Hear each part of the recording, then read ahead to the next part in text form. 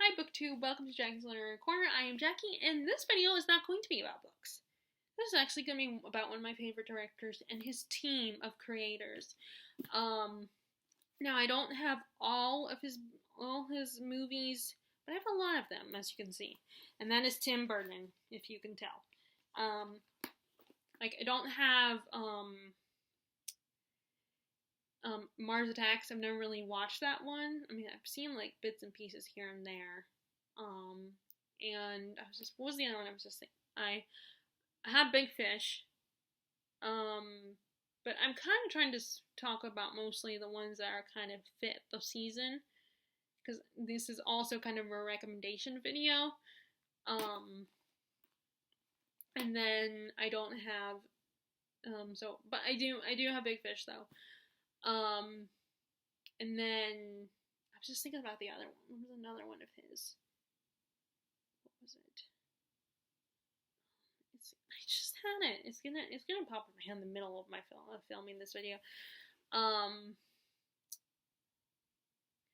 But anyway, so Tim Burton is one of those directors who works with the same people almost all the time. And occasionally he'll add a lot of people.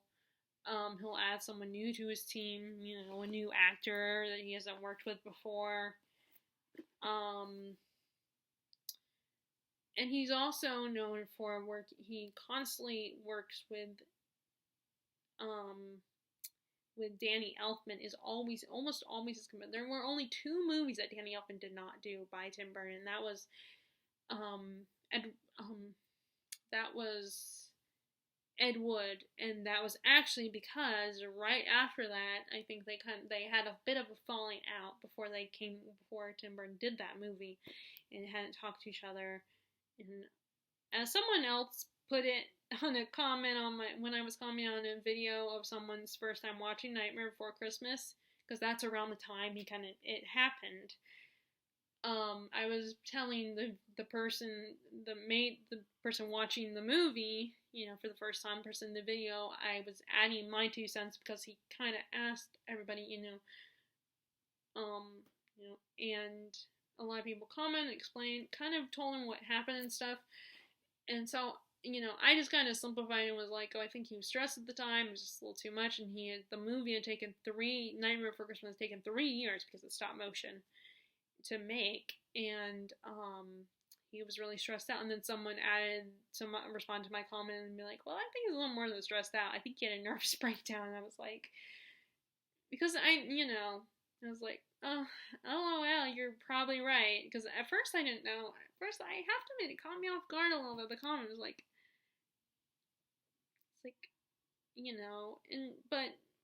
I was a little on the, I was just trying to simplify it kind of thing. It's like, I don't need you to tell me. And then I was like, you know what? They probably didn't mean it. They were just saying. I think it was more than being stressed. I think he had a nervous breakdown. So I was trying to, but my first reaction was, yeah, I already covered it. I just didn't say nervous breakdown. But then what was really nice is during an interview, Danny mentioned how he felt, at the time, he felt horrible about it. And Tim had called him, and he, obviously it sounded like Tim probably felt bad too. And they made up and were like, let's forget about it. Let's just move on. That was then. This is now. I want to work with you again. Now, I have not watched Ed Wood. That's another one of his movies I have not watched. So I don't know how the music, but I know it was, I think Howard Shore, Danny said, worked on the movie, was the composer for that movie. So I don't know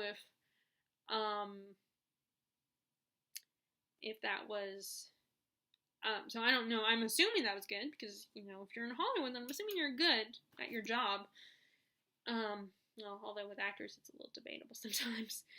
But, and there's some people who try directing that it's like, I've heard about directors and it's like, why are you doing this? You should, it's almost, but anyway, so he, what was I saying? So they didn't work on Ed Wood together, and then he didn't work on Sweeney Todd, but that was because Swingy Todd was based on a musical, so it already had music, so he didn't really need to do anything with that one. You know, and so that one, like I said, that wasn't because personal problems. It was more he just didn't need to. He didn't need to do that one. But anyway, so let's talk about and then he always works with the same actors. Often, a lot of times, like I said, he works with the same actors, and I feel like I've noticed that if he really likes you, he's gonna work with you at least twice. If he loves you, then he's gonna work with you like three or more times. So Johnny Depp has been in quite a few of Tim Burton's movies ever since Edward Scissorhands. So that's the first one we're going to talk about and the thing about that one is that one's actually not. That one is. I thought I grabbed it. Oh, here it is. And that one is actually not. Looking at it, watching it again recently, I realized it's not a Halloween movie. It's actually a Christmas movie because it ends on Christmas Eve. The climax is on Christmas Eve.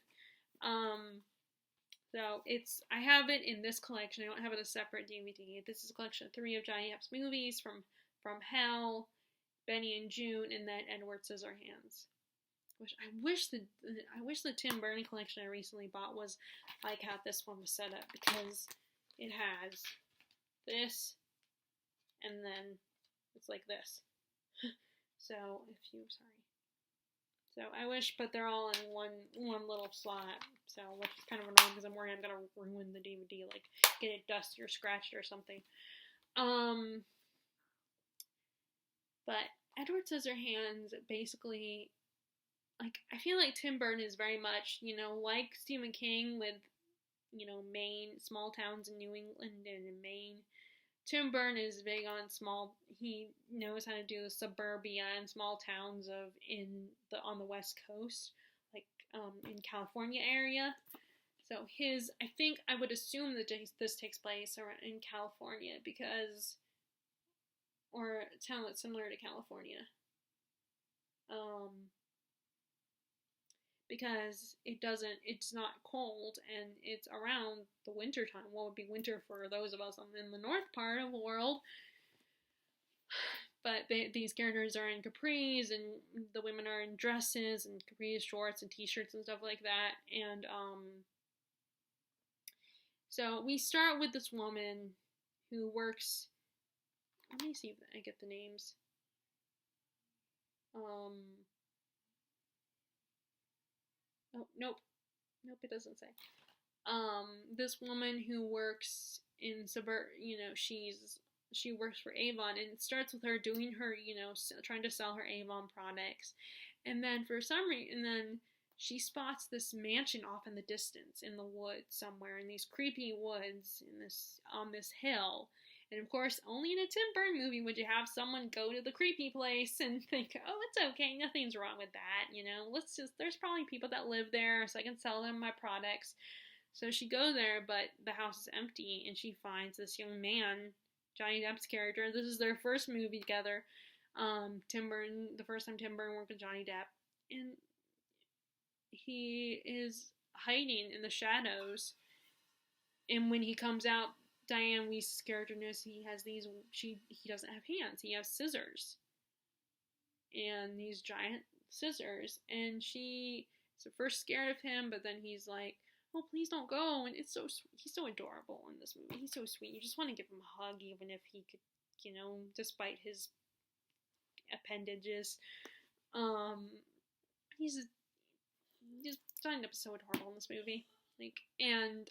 She feels bad for him because she finds out he says, when she asks him about his parents, he's like, he never woke up.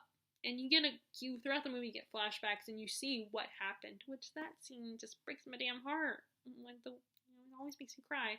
And with Danny Elfman's music, and he knows how to, he's an emotional core of Tim Burton's movies, Danny Elfman. And so she takes him home, and right away the neighbors are so fascinated. There's one particular neighbor that is just, this one woman who's, if you've seen the show Desperate Housewives, she's very much like a lot of those women, particularly the character of Edie. Oh, now I remember her name. I think it's Edie, no, that's the actress's name, Edie Falco. I think is the actor. Or no, she's a different actress. Never mind. But I do think I think the character's name is Edie. Her first name is, and she's they are, everyone's curious. They even insist that, I wish I could remember her name. I'm just gonna call her Diane. Because it's the actress's name, Diane, her and her husband should throw a party and honor this kid. Alan Arkin plays her husband. Her son is very curious and wants to take Edward to show and tell. And then her daughter, Kim, played by Winona Ryder, she comes home from a camping trip with her boyfriend and friend, her best friend, and she is like freaking out at first because she doesn't know how to respond to this young man, and she's like very weirded out. And her boyfriend, Jim, he finds him kind of amusing like her brother does, and also he finds it very cute that Edward kind of has a crush on Kim. And eventually over time Kim starts to bond with Edward and realize he's actually really sweet. And, yes, he has these scissors appendages, but he's harmless, and, he cares about her and he respects her, and like she feels. And there's one moment where Jim tries to steal something from his dad. Of course, he can't steal it, so he because of Edward's has these scissor type hands. He can, he can use him to steal from his dad, and he lets him get caught by the police and doesn't do anything. And I think that is the turning point for Kim again, to reject Jim forever, and just, and it's just. It really is sad because the whole town, despite the fact that Edward won over the whole town with his skills at being able to cut people's hair and cut the animals' hair, and and just his because he has scissors for hands, he can use them to do a lot of really cool things, and they just all of a sudden they turn against him, and it's just because they realize he could potentially be dangerous, and it's just so heartbreaking. And Kim and her mom and dad. And the brother too are the only ones who are like, they see he's not bad, he's really sweet, he can't help it, and it's not, he doesn't mean to harm anyone, it's just such a sweet story. And like I said, it ends on Christmas Eve, so I feel like it's more of a Christmas movie than a Halloween movie, but I think it does play on freeform via Halloween. But yeah, definitely, it's so great and so sweet. It's such a sweet, beautiful story. And like I said, it's just, and, Johnny Depp's performance is so heartbreaking and it's so touching, and just, he's so innocent, so sweet, and, and he does this amazing first time performance, I think I don't know if this was his first movie. I like Winona Ryder's character, she was great too. So let's talk about, then let's go ahead and talk about Swingy Todd. This is his first musical. Like I said, this one, Danny Elfman did not work on this one, but that was because it already had music and it had a score, so he didn't need to do anything. This is not really a Halloween movie, it's just a very gothic musical. And it's, like, Johnny Depp plays this guy, Benjamin Barker, who he got, he had a beautiful wife, he had a pretty decent job, and then there was this judge, played by Alan Rickman, may he rest in peace, who becomes fascinated with his wife and wants to marry her, so he frames Benjamin Barker, and he ends up going to prison for quite a long time. And he comes back and he's a completely different person. He's this very dark, bitter, angry man, and who wants nothing more but revenge. And he and his wife lived in an apartment building above this woman who, Miss Lovitz, who owns a meat pie shop, played by Helena Bonham Carter, who, she's probably the second person he uses a lot. The second person he uses the most. And I think, and for obvious reasons, like she is his wife, essentially. Although I don't know if they're actually married, but she's basically his wife. So of course he's gonna use, and she's a good actress, you know. I mean, she's a great actress, so she does it well, you know. And she was in love with Benjamin Barker, and she offers him, she recognizes who he is or who he was before, and she gives him this, you know, he lets him stay in his old apartment, and they eventually strike up a deal to work together as a way to, like, basically start a business where they will kill people. He'll kill people and put them in meat pies. And it's just so, you know, so intense and scary, but it's such a good musical. The music is amazing. It's,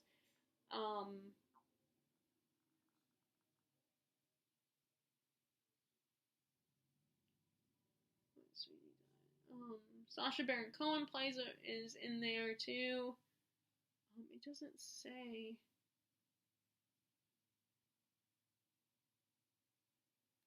Where is it?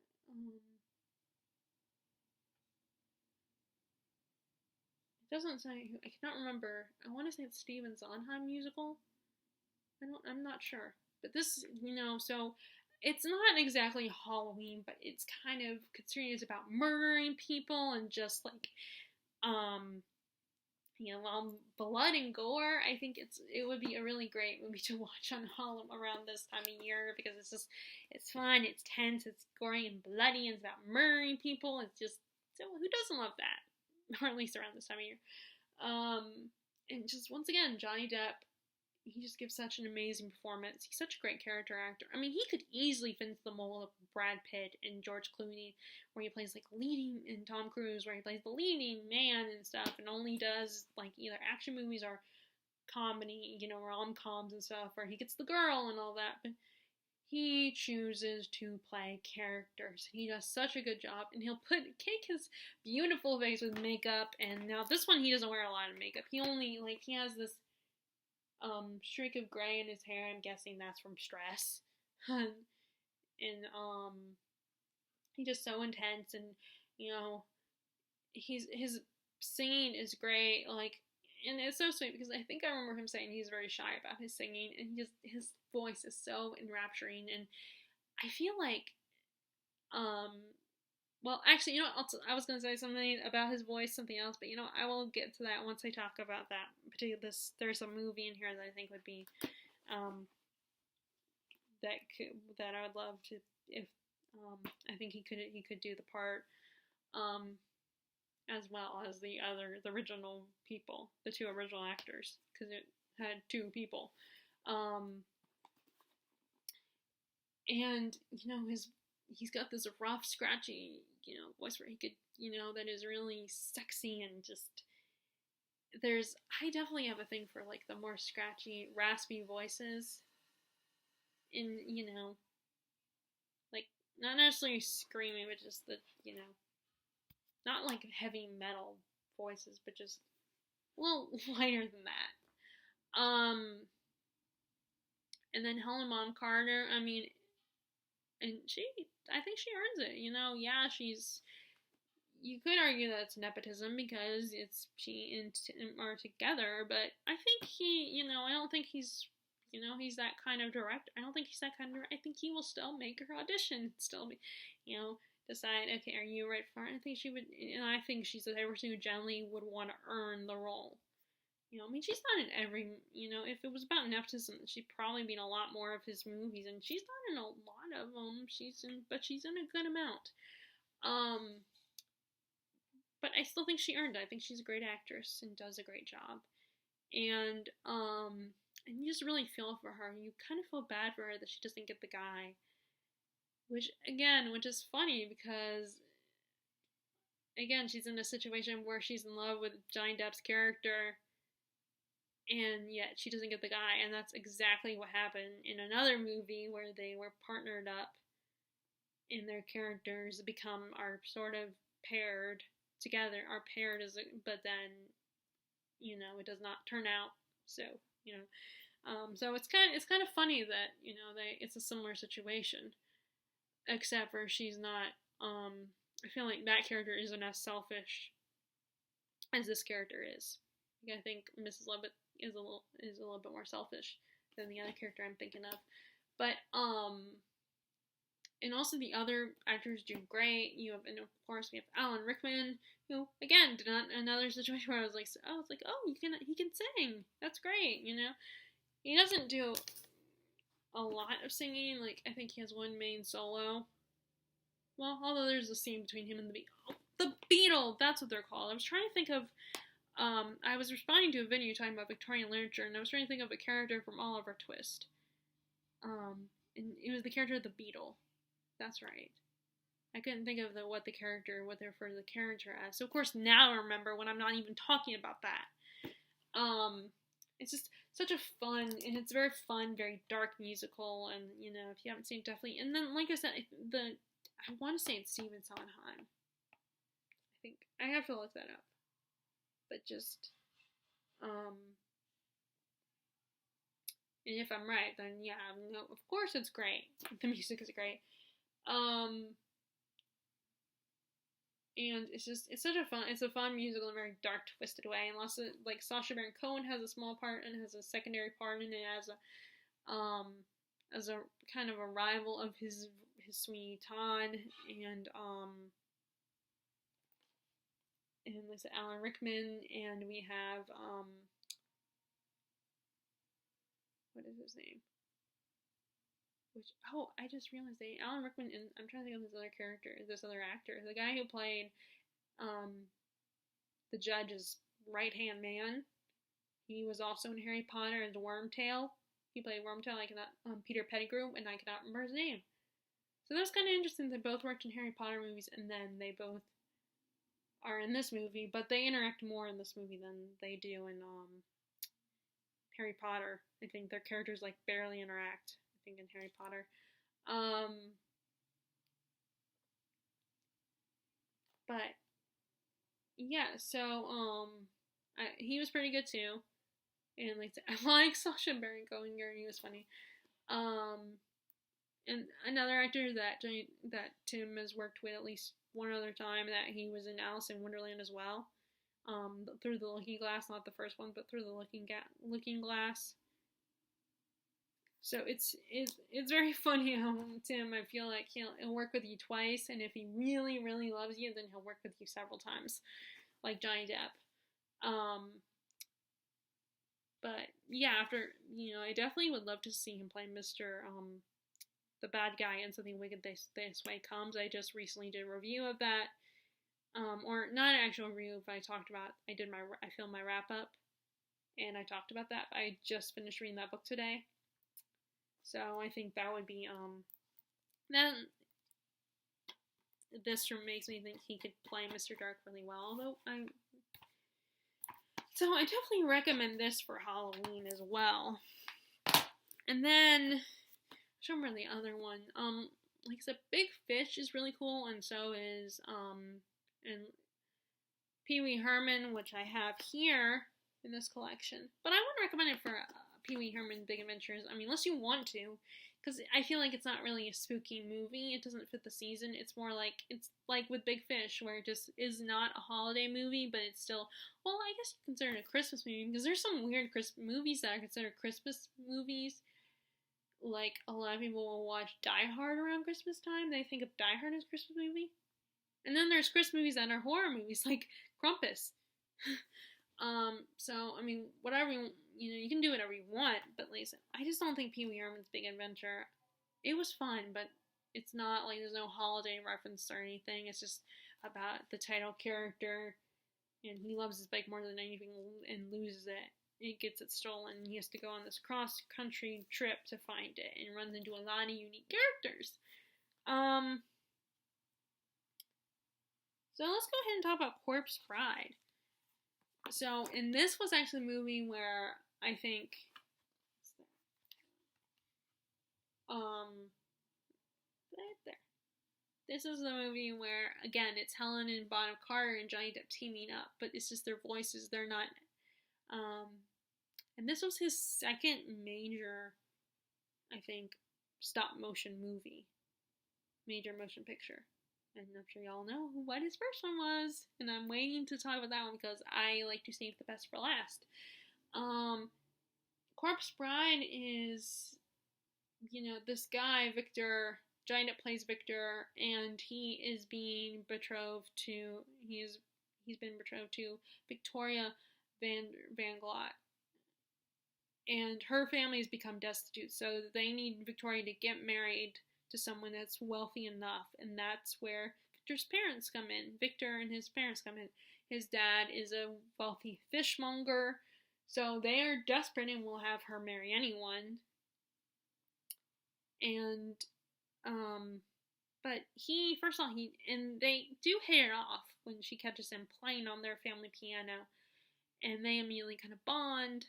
But, that's one of my criticisms. One of my criticisms of that particular movie is we barely get any time with them as a couple, So we end up, I feel like people don't really root for them as a couple because, there's no, they have, one scene where they bond with each other and then they get separated throughout the rest of the movie.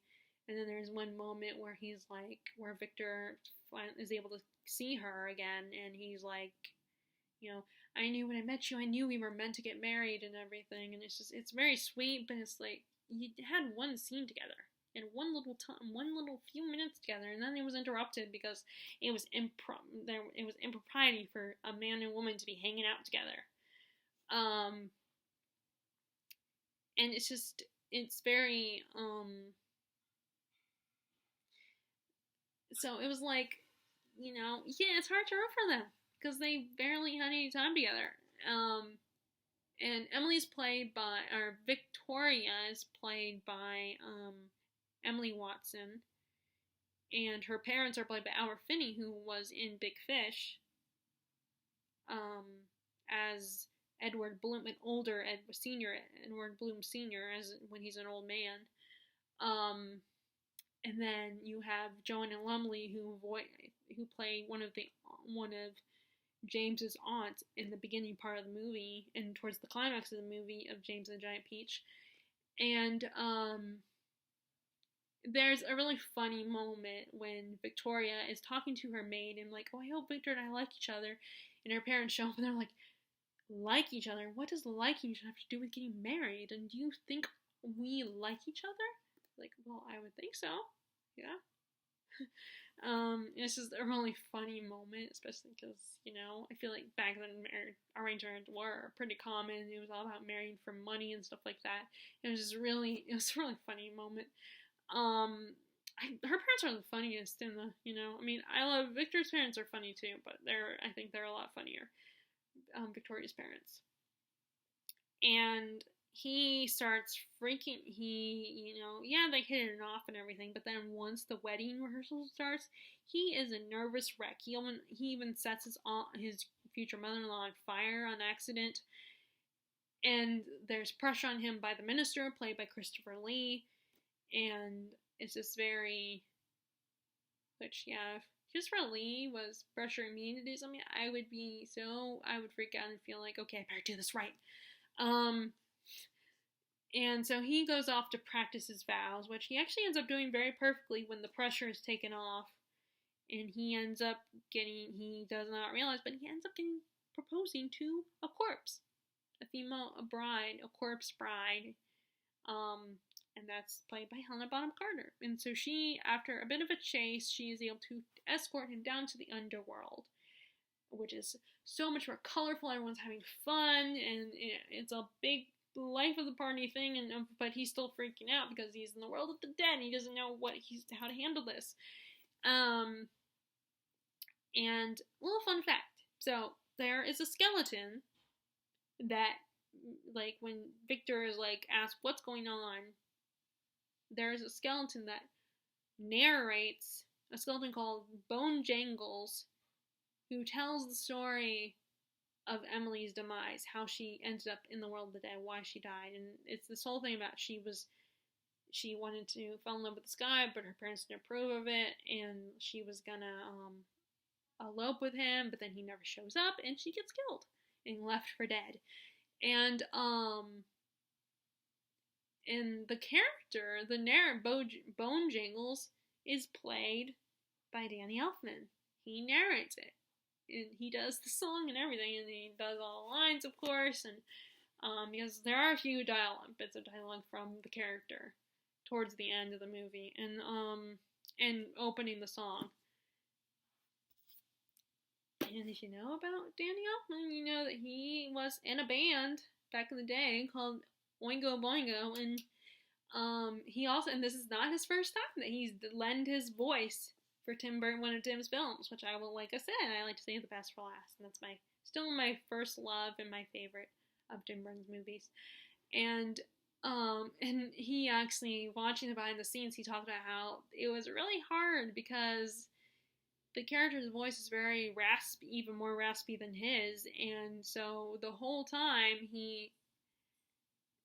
once he would do that part, the rest of the day he couldn't really talk, or at least not talk loud, and so his voice was very, sore and stuff. And I imagine he probably drank a lot of tea during rehearsals, when he was on the set, and so I thought that was really cool to hear that, to realize. And I almost felt like, how did I know that? How did I not recognize it? Because actually, he does sound, during the Nightmare Before Christmas 2016 concert, which someone uploaded on YouTube, which I really appreciate it, because I was never able to go to one of those. He sang he did his own rendition of the Oogie Boogie song, and it sounds almost like his Bone Jingles performance character song. So it's very similar. So I thought that was really so it sounds very similar, like the same kind of and it's also, both of them are jazz numbers. This one's a little faster paced, but a more kind of jazz and swing kind of beat, and that one's a little slower, and but they sound similar, and of course maybe I'm just, because it's the same person, so maybe I'm just like, oh, they sound the same, and but anyway, so I thought that was really cool to find that, to realize that,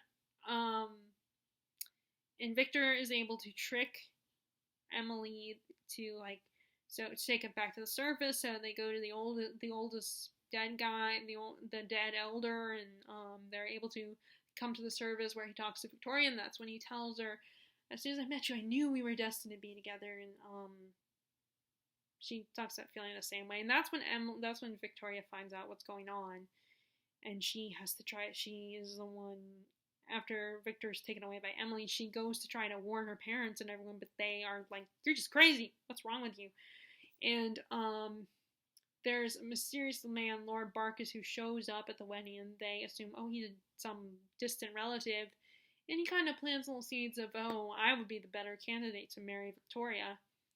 And you find out he's got a scam going here. He wants to marry her for her fortune, and not just because, like, out of which, yeah, I mean, technically her parents, that's what they want for her, but the problem with that is that he needs it. The problem is, he doesn't love Victoria, and he has ill intentions, not just because he wants to marry for her fortune. He's played by Richard E. Grant, and I don't remember the actor who played Victor's parents. I cannot remember their names. And it's such a fun musical. It doesn't have as many songs in this one as the other infamous stop motion movie created by them, but they're really fun and catchy. And like I said, I like the juxtaposition between the world of the dead and the living. And they talk about in the behind the scenes stuff how you almost and there is a line in there where one of the oldest dead person is played by Alfred Goff. He's not Alfred. Alfred is a character. I cannot remember his first name. But the guy playing Butler Alfred in Tim Burton's version of Batman, and he's actually Batman through all 4 movies. When I think about it, he's one of the few characters that does not change throughout all 4 movies. Um, Michael Goth, that's his name. Michael Goth plays the old dead guy, and he actually says a throwaway line, "Why would you want to get back up there when everyone is dying to get down here?" But it's interesting how the world of the dead is so colorful, and they're actually happy. And they say when you die, you're at peace and you're in paradise, unless you end up in hell, if you believe in hell. And while the world of living is so drab and boring and so restricted and obsessing on propriety and following the rules, so it's very interesting to see comparing the two worlds for the music. And but like I said, this one is not really a Halloween movie, but it's about a guy marrying a dead girl, marrying a corpse. So it feels very Halloween-esque, even though it's not Halloween inspired. It's like he's marrying a dead, so there's dead people in this one. So it's a little more lighthearted and fun, and there's and the music is, and of course Danny Elfman once again does such an amazing job with the music and just really getting you into the emotion of the story.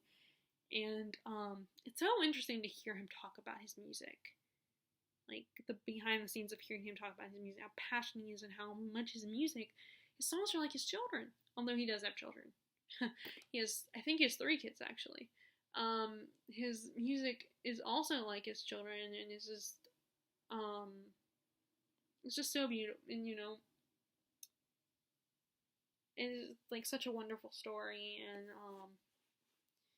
okay, so next I'm gonna go ahead, since I'm holding this up, I'm gonna go ahead and talk about Beetlejuice, which is another great movie to watch during this time of year.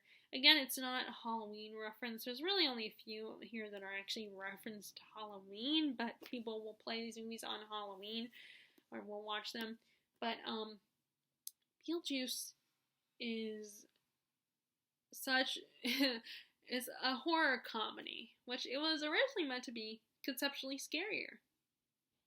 And it stars Michael Keaton as Beetlejuice, Gina Davis and Alec Baldwin as the Maitlands, and then you have Jeffrey Jones as and Catherine O'Hara and Winona Ryder as the Dietzes. And so it starts with the Maitlands, where they decide to live in the country and escape the country. Adam Maitland loves making these little models of the town. They have a pretty decent life, but unfortunately they are unable to have kids, and they have not had luck with having kids, so they're very sad and heartbroken about that. And one day they end up going into town and get into a car accident, which results in their death, and they end up haunting their own home. So months later, the Dietzes come, and you have Charles Dietz, who is, a businessman who hasn't had a nervous breakdown, I'm assuming, and just decides he wants to relax in the country.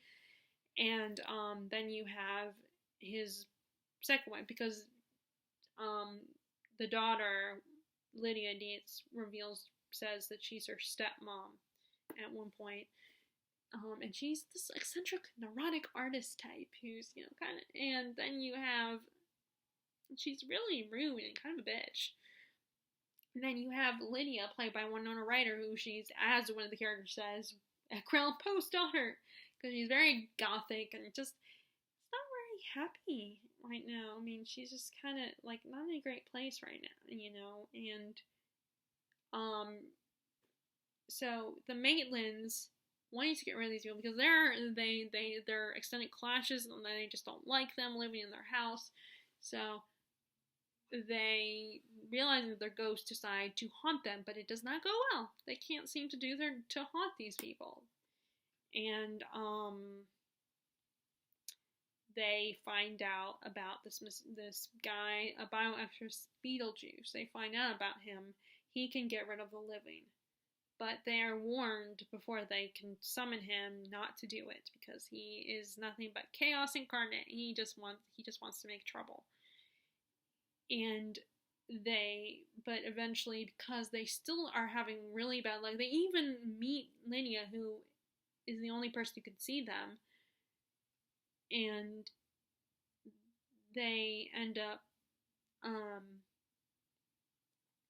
and she tries to help them too, to convince her mom that their home was haunted by these ghosts, by this couple, and her mom clearly, doesn't believe her, and her stepmom doesn't believe her, and so the Maitlands, Barbara and Adam, become desperate and decide to summon Beetlejuice. So they end up meeting him, and they realize he's crazy, he's a pervert, and they don't want to deal with him. But Beetlejuice does not like getting rejected, so he decides to go after the Dietzes anyway. And that is probably one of the scariest scenes in the movie. And he actually takes a liking to Lydia as well. And it's such a funny movie. It's so funny. It's a little scary, but not too bad. I mean, I think when you first see it, it might surprise you a little bit, but, and it's funny because Michael Keaton, who plays Beetlejuice, first off, he was the one, at first, he really wanted to work with Burton. He really liked him, but he didn't really understand the story. But he ended up, obviously he got into the movie, and, it's interesting. He came up with Beetlejuice's look, and Tim Burton immediately loved it. And there's actually a video essay discussing how Beetlejuice died, and they think because of his looks as a ghost, they think maybe he was poisoned or something. And it's just,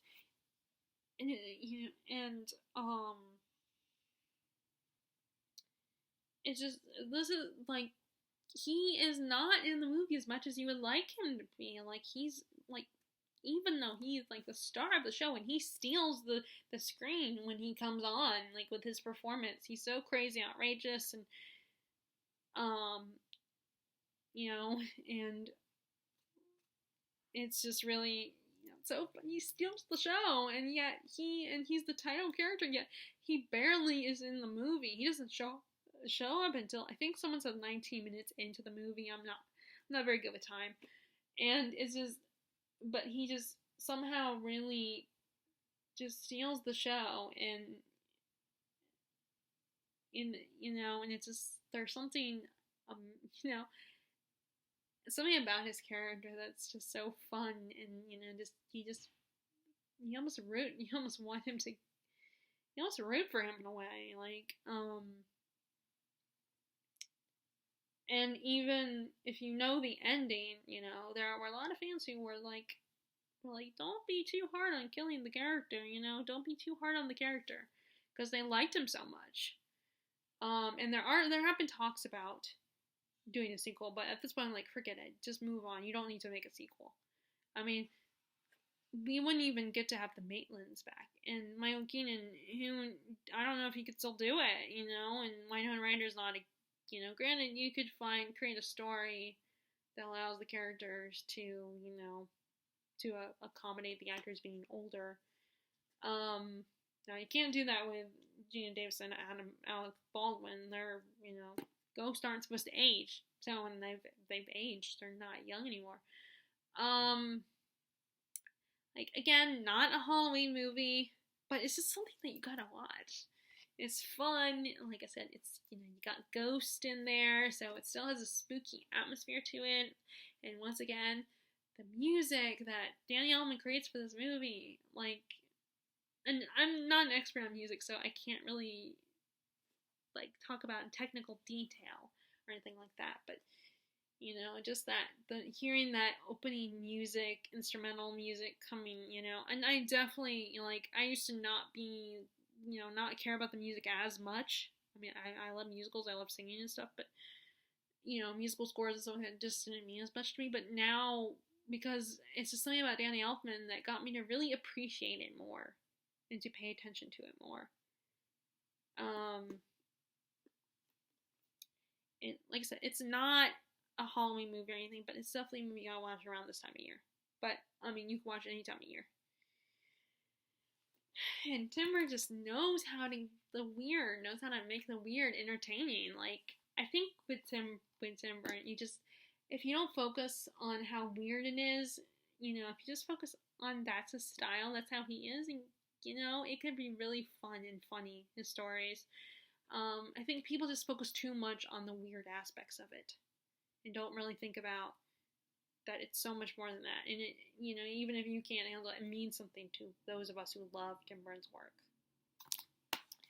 Okay, so the last two are actually are Halloween movies. One of them is actually more of a Christmas, as well as a Halloween movie. First, let's talk about Sleepy Hollow. So, this is based on a short story. If you don't know, the short story is basically it's written by Washington Irving, and it's about this guy, Ichabod Crane. He's gangly, he's awkward. He is a school teacher, and he comes to the town of Sleepy Hollow. He says that he falls in love with Katrina Van Tassel, and she already has a guy vying for her affections, Abraham Van Brunt, and he tells Ichabod all about the Headless Horseman, and that the only way you can be protected is if you cross the bridge of souls on time, and that's because the Headless Horseman cannot cross that bridge. And one day, when Ichabod is walking through the town, he accidentally finds himself in the path of the Headless Horseman, and realizing he's real, he is chased out of town and never seen again. So story's a little bit different, the short story. In this, Ichabod is a constable instead, and he's trying to prove that you can solve crimes via scientific, using science and logic to prove if someone is guilty or not. And so his boss, played by Christopher Lee, is like, okay, well then let's test your theories and send you to Sleepy Hollow, this local town where people have had their heads decapitated. And so he goes thinking, it's going to be an easy case, just another one of his. And he gets there, and it turns out that the people, their heads have gone missing, and these people believe it's the responsibility of a ghost known as the Headless Horseman. And at first he doesn't believe because he's a man of science and logic, and we get a lot of flashbacks where we see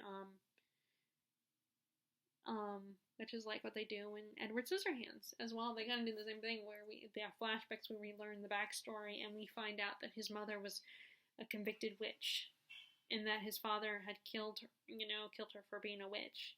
So it kind of explains why he's obsessed with science, why he thinks science can solve everything, and why you shouldn't believe in God or, other unnatural things. And then he ends up running with the horseman and realizes that, wait, maybe there is such thing as there are spirits, and it's just, and it's so fun. And this is the only one that actually, it actually takes place around Halloween.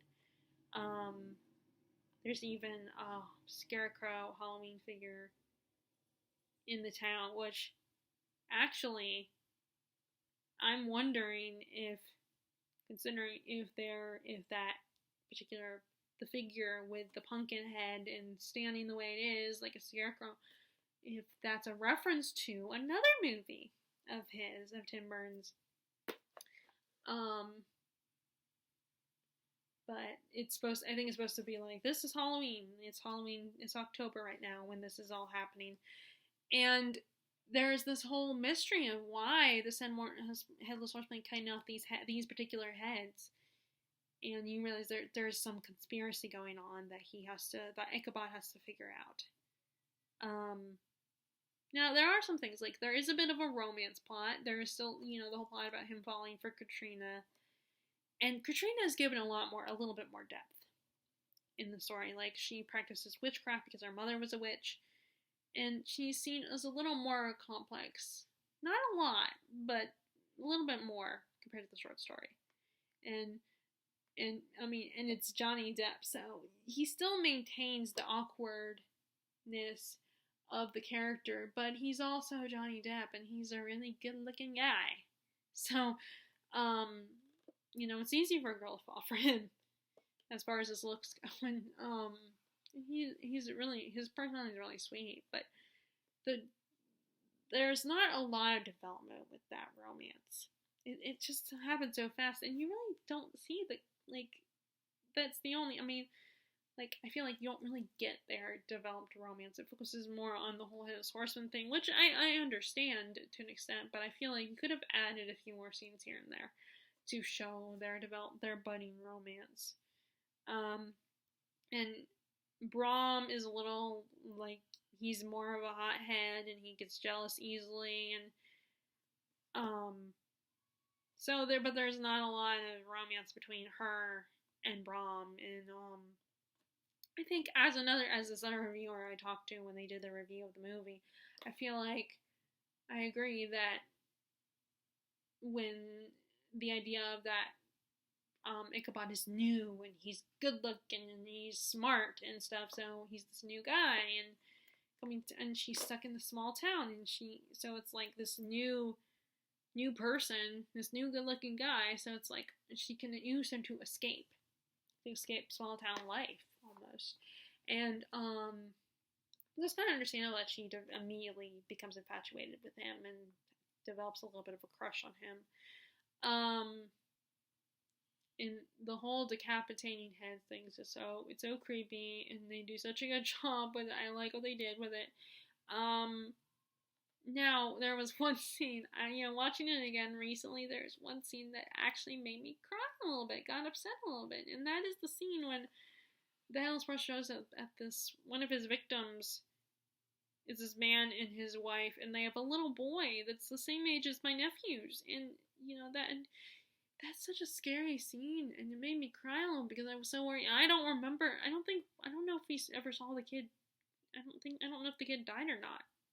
I mean, they don't show up probably because they didn't want to show that. It'd be a little too much for people to show that. The movie is still only PG-13, I think. Actually, it might be rated R. Let's see, where's the rating? Oh, yeah, it's rated R. So it's actually R-rated. So I don't know if we, but we still don't see what happens to the kid. I think they figured, that'd be too much. Let's not show the kid getting killed. So, although, I don't know, I hope part of me secretly hopes he didn't die, that the kid was left behind or something. But that'd be even worse, now that I think about it, because seeing this kid at such a young age being abandoned by his parents, and having someone else having to take him in, what would they do? Imagine if he took the baby in as well. There's one of the victims has a preteen son, and he offers his services to become an assistant to Ichabod. So he kind of takes him in a little bit, and they're a little reluctant at first. He takes him in and kind of, so I imagine the kid will live with them. So I'm trying to imagine if he took out the baby as well, if he decided to take the baby as well. It'd be really sweet, but also kind of funny to see him, having to deal with the baby. I mean, although Katrina could probably deal with the baby, but it's just such, so it's really, like I said, this is one of the ones that is actually a mandatory Halloween movie, because it is on Halloween. And, the romance a little lackluster. It's sweet, but it feel like it doesn't get enough development. And I never thought about this, but a reviewer pointed out that we never get any closure for his mission to prove that you can solve criminal cases via science. We never see the, it's interesting how, we never see him go talk to his boss or anything and then be like, guess what, I solved this by science, even though there's a lot of supernatural aspects to it. It is interesting that we see the supernatural mixed with the science. He does solve it with science, but then we're dealing with something supernatural. So it's a little bit of both. So it's interesting to see him dealing with that. Which, by the way, looking at it, even though, despite the fact that her forehead is very big, Christina Ricci looks really pretty with the blonde in this movie. But yeah, I think I definitely think you should watch this one on Halloween. Definitely, definite. Well, drum roll, please. Nightmare Before Christmas. This is my favorite and the best for last. I love this movie. It's perfect for Halloween because it's also one that this says a short film on it.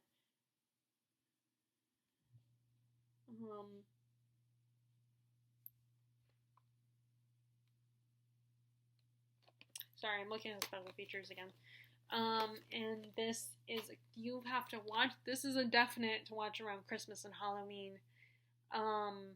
Because it's not just a Halloween movie, it's a Christmas movie. It starts in Halloween Town.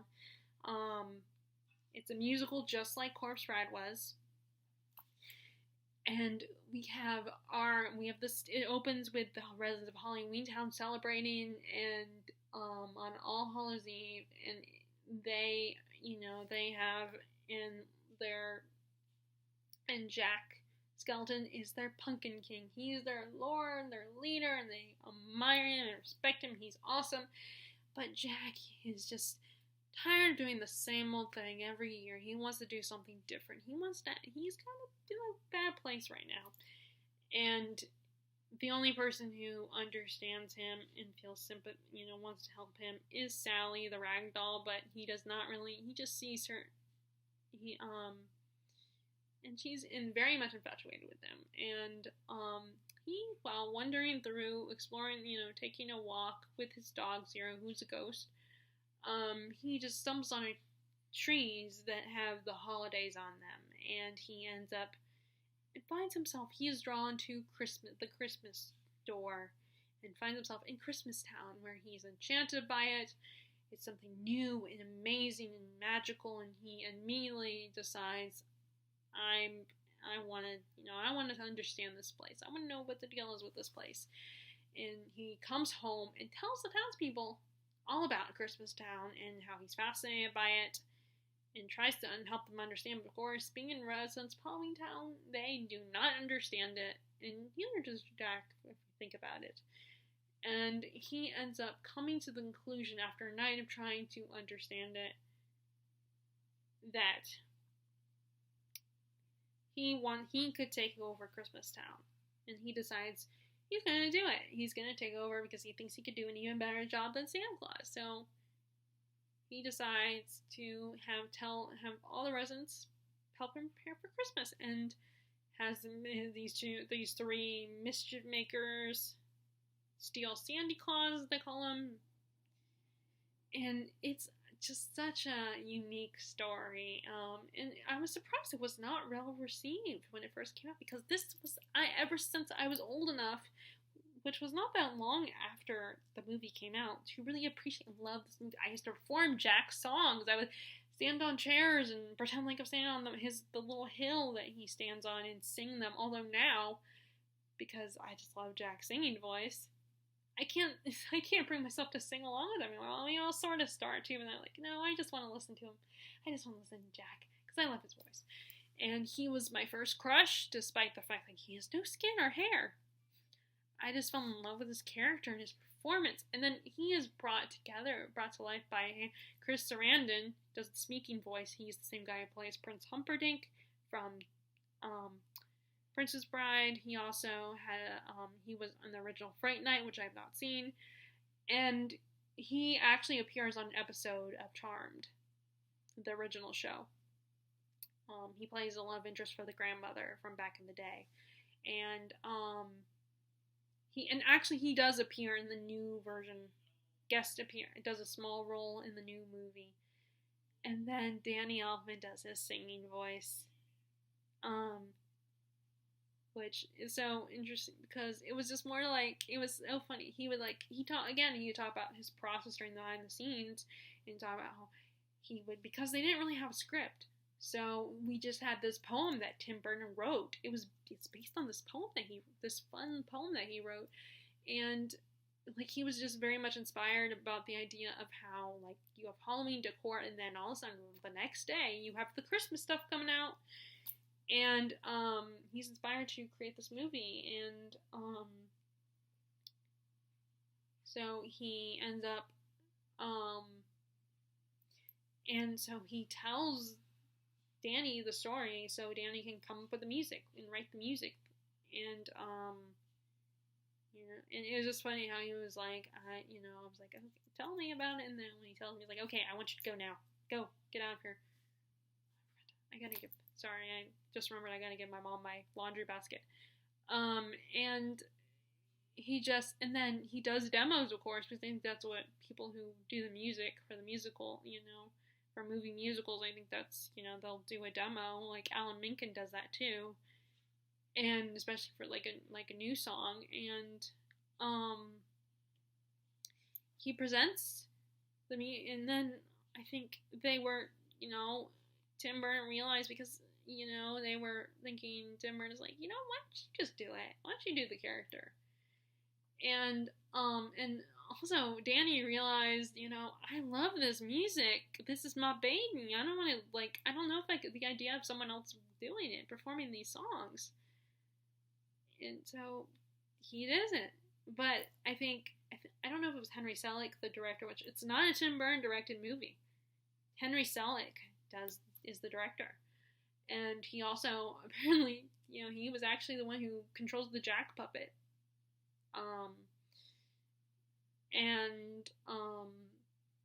He realized, and I don't know if it was him or Tim did not like Danny's acting, I don't think. Now, do research on, don't take my word for this. But I think what happened is they didn't like his acting. So they were like, okay, you can do the singing voice, but we'll have someone else do your speaking voice. And, I think it was Henry Selick. He didn't feel like the voice worked with what he wanted. So they found Chris Sarandon. And I did not realize until many years later, when I finally bought the CD. It took me a long time before I finally bought the CD, but I bought it, and I read the back little, see who's singing the songs, the names of the actors, and I did not realize that it was not the same actor playing the singing voice. It was a different actor playing the speaking voice. So, and I think I love it even more. There's just something about Danny Elfman's singing voice that really got my attention and just put a spell on me in a way. And I definitely, at some point, I'm gonna need to look at, maybe see if I can find, Oingo Boingo music on YouTube or something. But there's just something, and it's so amazing they created this movie. It took 3 years for them to make this. And it's just such a great, fun story, and it's just hard for me to sum up my feelings about The Night Before Christmas. I recently watched it on repeat the last couple weeks before, it's so fun, and I never get tired of it. I will watch it. I now even have a Nightmare Before Christmas puzzle that I put together recently, and thankfully it was only 300 something pieces, so I think that's the only puzzles I can really do. And it's so fun, and I have I have my long sleeve t-shirt with Jack's face on it, and then I have a t-shirt, short sleeve t-shirt with Oogie Boogie, Shadow, and Jack and Sally within the shadow. I know all the songs verbatim, although I did try to sing it for my, my niece to get her calm down a little bit when my mom would get out of the car and stuff, because she got whenever my mom would leave, she would not be happy. So I was trying to distract her, so I would try to sing Night Before Christmas songs, because there's nothing wrong with singing the songs, she may not be able to watch the movie yet, but, and, I didn't remember them at that time. There was a bit of pressure on me to remember them, and I did not remember them. But most of the time I know them very well. And just, this is one, and like I said, I was surprised that it did not receive, because this was my jam. It was my movie, one of my favorite movies growing up. Yeah, I love the Disney movies, but this was one of my top favorites. and of all the Disney movies. And it's just, and like, I guess that was weird. Like, so was different. I was one of those weirdos.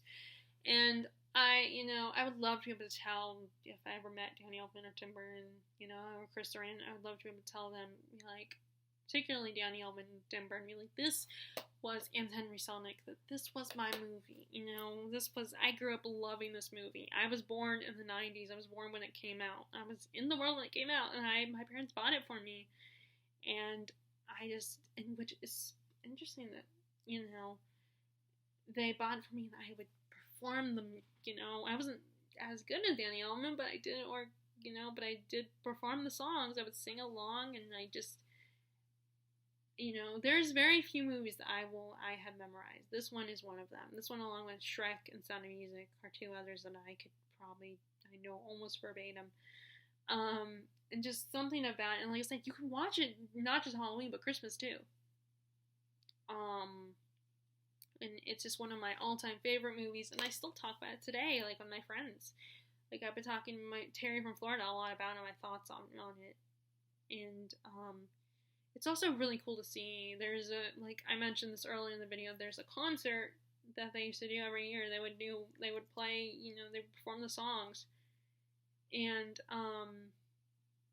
they had almost the whole cast. Unfortunately, people pass away and, grow older and pass away, so they weren't able to get everybody. There's something like Glenn Shaddix, who's on Beetlejuice also. He was not there, sadly, in 2016 performance, but they had a lot of the main people, like, performing. There's, like, Danny and Catherine and, Ken Page, and almost, at least some of them, like Greg Proops was one of the background voices, the residents of Halloween Town, and there was, and I don't know the others' names. Greg Proops I only know because, he's on Who's Line. But it's just, there's something magical and special, and I hope, and it's just weird that they didn't realize how special this movie had become and how much of following it received until, they were touring for Charlie and the Chocolate Factory. Doing like a press tour for Charlie and the Chocolate Factory. So, and that was in the 2000s. And this movie has been around since the 90s, and it's been in my life since the 90s.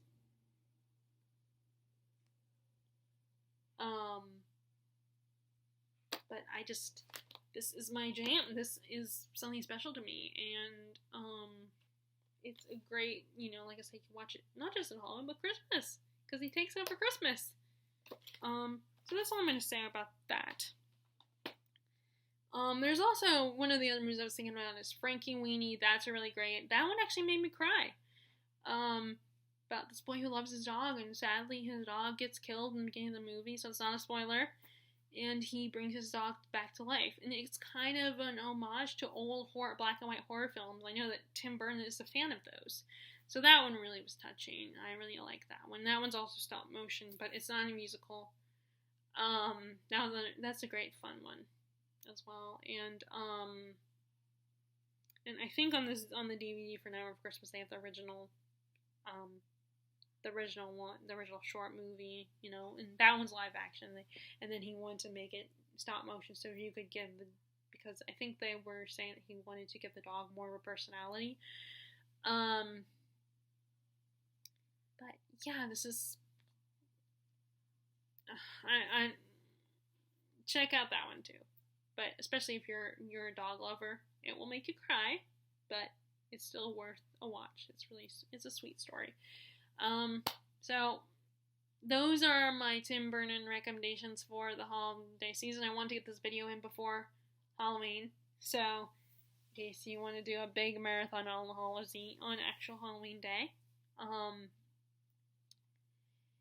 I hope you guys were not too bored and like this video. Be sure to give it a thumbs up, click subscribe if you haven't already. Click the bell notification below to see when I post new videos.